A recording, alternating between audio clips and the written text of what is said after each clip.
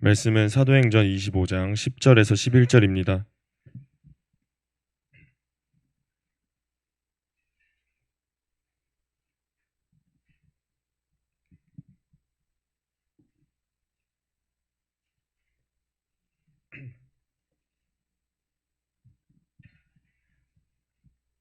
사도행전 25장 10절에서 11절 말씀 교독하시겠습니다. 바울이 이르되 내가 가이사의 재판 자리 앞에 섰으니 마땅히 거기서 신문을 받을 것이라. 당신도 잘 아시는 바와 같이 내가 유대인들에게 불의를 행한 일이 없나이다.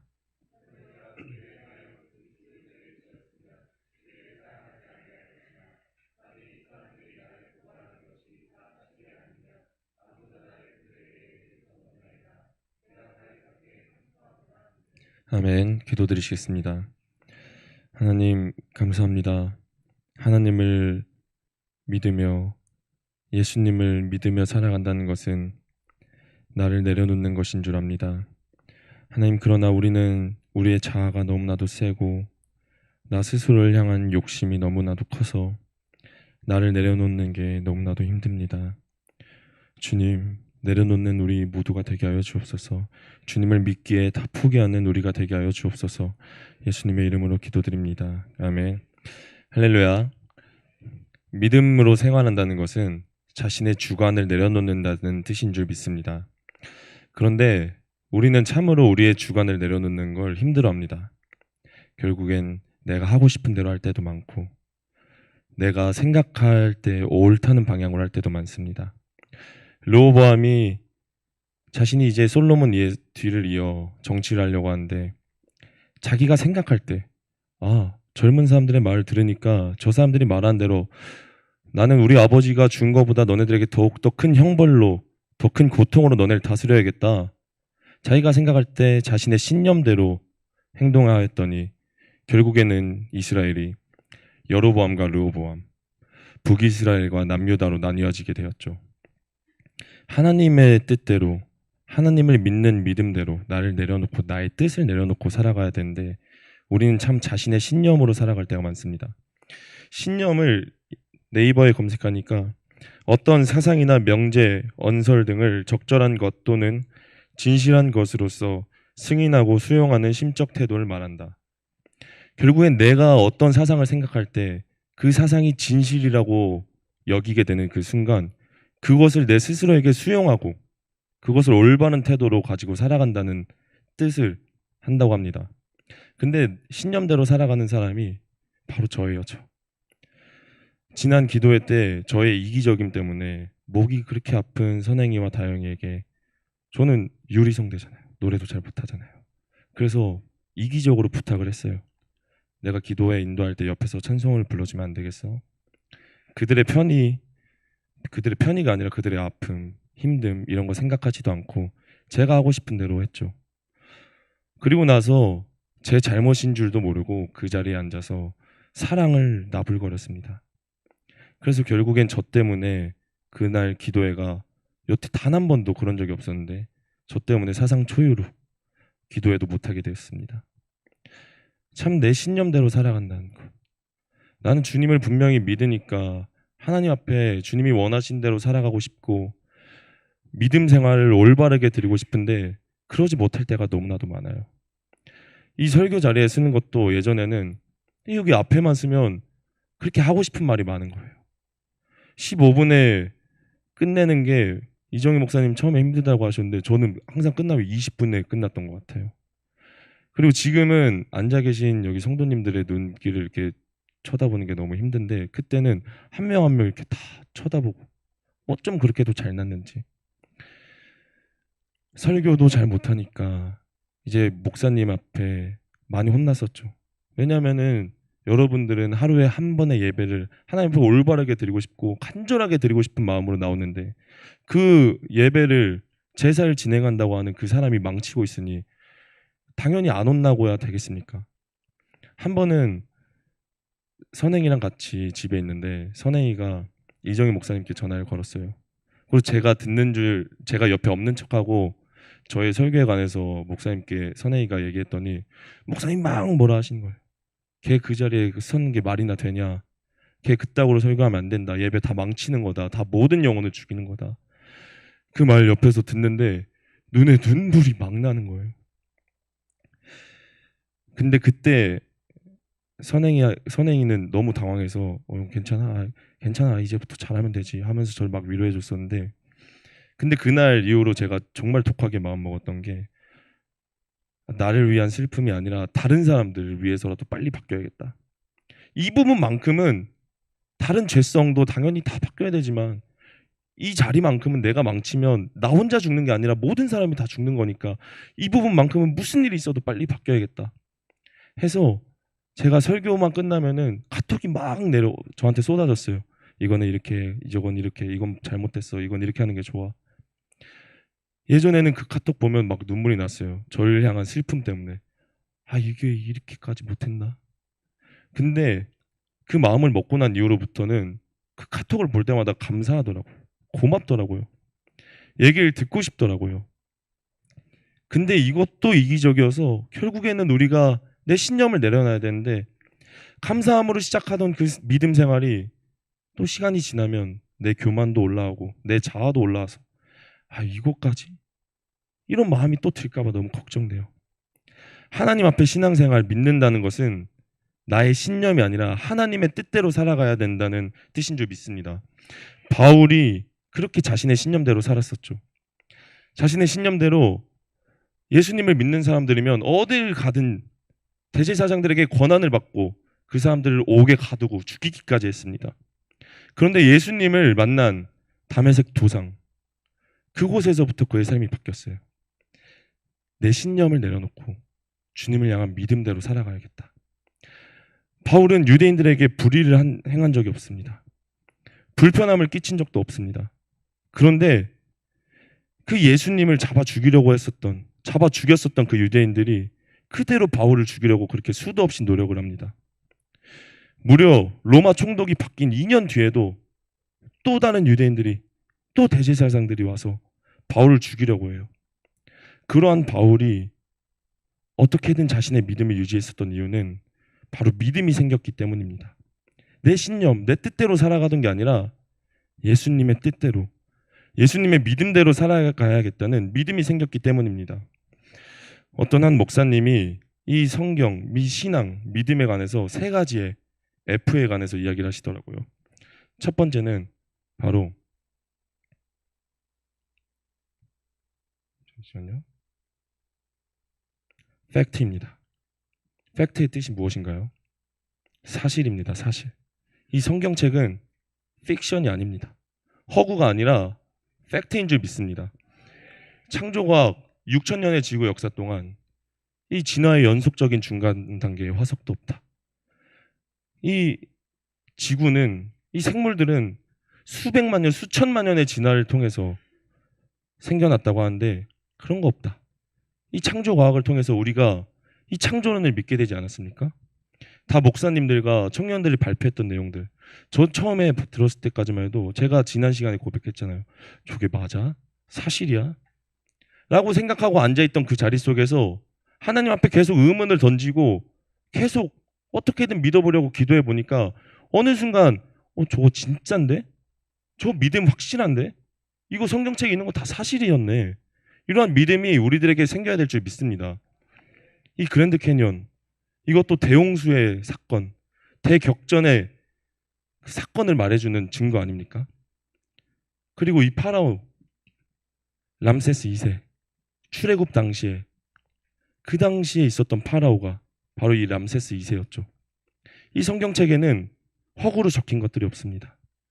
창세기서부터 요한계시록, 아직 이루어지지 않은 예언까지 모든 것은 다 팩트를 기반해서 되어 있습니다. 그리고 두 번째 F, 바로 필링입니다. 예수님께서는 다른 신들처럼 저 하늘에 올라가셔서, 저 하늘에 계셔서 이렇게 살아라, 저렇게 살아라, 단순히 말로만 하지 않으셨습니다. 인간의 몸으로 내려오셔서 인간의 고통을 다 겪으셨어요. 사람의 고통, 아픔, 연약함, 나약함, 식욕, 성욕, 수면욕 다 일일이 겪어보시고 그거 다 참으시고 사람들의 아픔에 공감해 주시며 십자가에 매달려 돌아가셨습니다. 우리가 신앙생활하면서 단순히 이성적으로만 믿으면 안 되죠. 하나님께서 주신 감정으로 진짜 주님을 만난 사건, 내 삶에서 내 개인적인 사건을 통해 만나시는 하나님. 누군가는 이별의 아픔으로, 누군가는 가족의 아픔으로, 누군가는 따분한 일상 속 공허함 속에서, 누군가는 사람 사이의 문제에서 각양각색의 방법으로 하나님은 우리를 만나 주십니다. 그때 우리는 그 예수님을 느껴야 될 줄 믿습니다. 그리고 마지막, 이로써 생기는 페이스, 믿음입니다. 믿음. 이 믿음이 생겼을 때 우리는 비로소 우리들의 삶을 내려놓아야 될 줄 믿습니다. 그런데 이 믿음을 가지고 나서도 행함이 수반되지도 않고 순간에 내 교만이 올라오고 분명히 감사함으로 지내던 삶이었는데 어느 순간에 또 짜증도 나고 억울함도 올라오고 이 모든 것들은 다 우리의 개인적인 신념 때문인 줄 압니다. belief, 그 다음 faith. 이 belief가 바로 신념을 뜻한다고 해요. 이 faith는 영어로 strong belief라고 합니다. 강한 믿음, 강력하게 믿는 것. 그냥 내가 생각하는 대로, 내가 생각한 그 관념, 진실되다고 생각하는 그 순간 그걸 수용해서, 아, 믿음 생활은 이렇게 하라고 했지, 이때 화내지 말라 했지, 아, 이때 그냥 짜증내지 말라고 했지, 이렇게 기계적으로 믿는 게 아니라 진짜 하나님을 향한 믿음으로, 주님을 향한 믿음으로, 그 죄책감에, 죄송함에, 하나님 이날 무너져서 너무 죄송해요. 그냥 단순히 사람 대 사람 사건에서 내가 상처를 줘서 하나님 죄송해요라고 형식적으로 말하는 게 아니라 진짜 하나님을 향한 아픔, 죄송함, 필링, 그 감정이 계속 우리들에게 있어야 될 줄 믿습니다. 내가 게으르게 살아가는데 그냥 자기 전에 오늘 게으르게 살았네, 내일은 좀 성실하게 살아야지, 이러한 태도 말고요. 주님을 믿는다고 하면서 오늘 게으르게 살았어요. 주님을 믿는다고 하면서 오늘 음란하게 살았어요. 사람들은 서로의 눈을 속일 수 있잖아요. 여기 앉아있는 사람들 중에 오늘 하루 내 삶, 내가 했던 생각, 내 삶의 행태, 사람들이 없는 곳에서 보였던 내 모습들 다 솔직하게 오픈했을 때 당당하게 서 있을 수 있는 사람이 여기에 한 명이라도 있겠습니까? 저부터도 안 돼요. 이 설교 자리에 올라가는 게 너무 부끄러워요.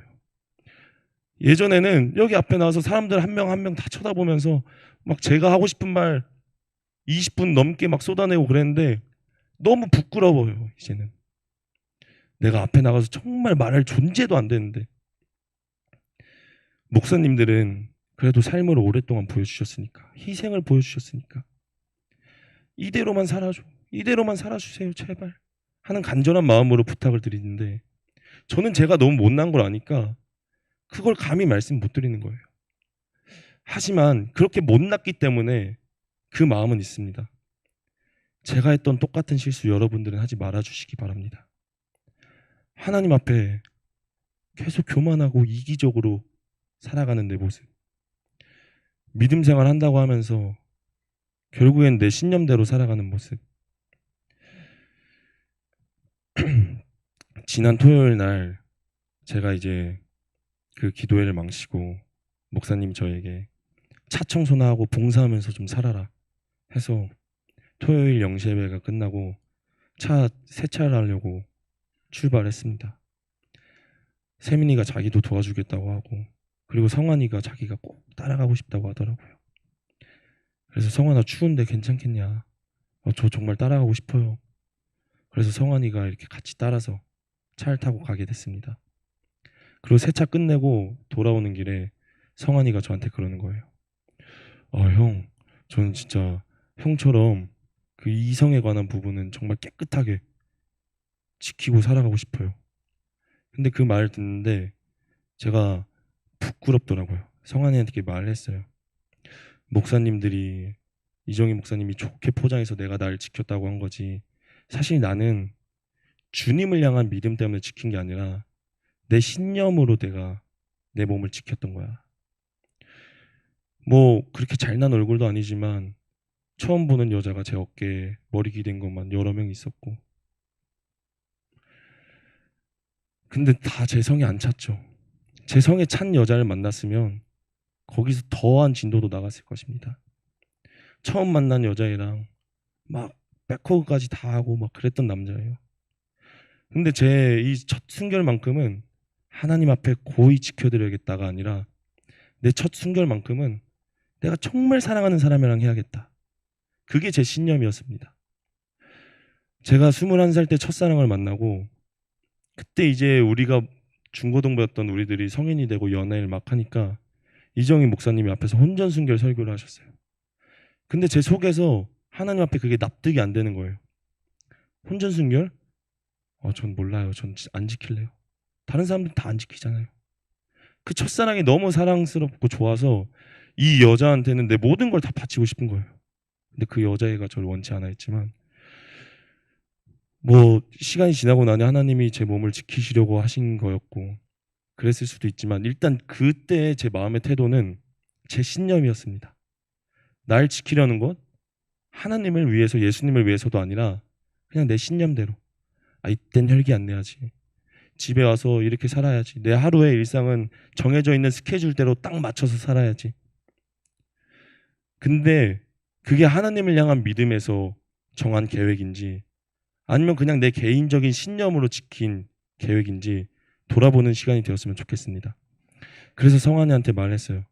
성환아, 나는 솔직하게 뭐 혼전순결 지키긴 했지만 근데 난 결국엔 내 신념대로 지켰었다. 그리고 그 첫사랑이랑 깨지고 나서 그 이후에 주님을 만나고 주님 앞에 이젠 꼭 지키겠다고 그 이후로부터 그렇게 살기로 했다. 너는 아직 고등학생이니까 그 나이 때부터 하나님을 향한 너의 믿음으로 한번 지켜봐. 이렇게 말해줬습니다. 성경에는 자신의 신념대로 살아가던 인물이 참 많았습니다. 그 중에 대표적인 인물이 바로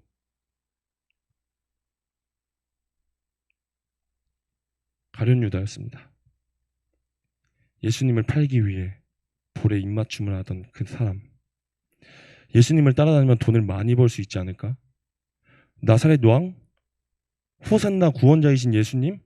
그래, 저분은 인간의 죄를 구원하러 오신 분이 아니라 이 나라를 엎으실 분이야. 저분 아래에 있으면 뭔가 굴러다니는 게 있겠지. 따라오는 게 있겠지. 했는데 예루살렘까지 따라왔는데도 이거 뭐야? 계속 병자들이나 고치고 다니시네. 이런 예수님 믿을 거면 내가 팔아버리지 하고 단돈 은 30냥에 예수님을 팔아버린 자신의 신념대로 살아간 인물입니다. 자신의 신념이 무너졌을 때 가룟 유다가 선택한 것은 결국엔 자살이었습니다. 그런데 이 가룟 유다와 대비적으로 바로 예수님을 향한 믿음으로 따라다니던 사람이 바로 베드로였죠. 베드로도 또한 예수님을 부인했었습니다. 근데 자신의 신념대로 살아가는 게 아니라 예수님을 향한 믿음이 베드로의 마음속에 있었기 때문에 부인하고 나서도 가룟 유다와 같이 똑같은 선택을 한 게 아니라 하나님 앞에 회심하고 예수님을 자신의 목숨까지 다해서 전도하며 살다 돌아간 인물이었습니다. 우리는 우리의 신념대로 살아가는 게 아니라 우리의 하나님을 향한 예수님을 향한 믿음, 주님께서 우리들에게 주신 그 선물, 그걸 지키며 살아가야 되는 우리 모두가 되길 이 시간 간절히 축복드립니다. 기도드리겠습니다. 하나님, 예배를 드리고 교회에 와서 기도를 하면 무엇이라도 된 것 마냥 착각을 불러일으킬 때가 저에겐 너무나도 많았습니다. 그런데 가장 중요한 것은 이 예배가 끝나고 나서 그 예배를 내 삶까지 이끌고 오는 진정한 믿음, 신앙생활, 그때부터인 줄 믿습니다. 하나님 앞에 나의 신념대로 살아가는 것이 아니라 예수님을 향한 믿음대로 교만하지 않고 이기적이지 않고 낙담하지도 않고 주님을 향한 간절함과 때로는 죄송함과 때로는 감사함과 때로는 사랑으로 살아가는 우리 모두가 되게 하여 주옵소서. 예수님의 이름으로 기도드립니다. 아멘.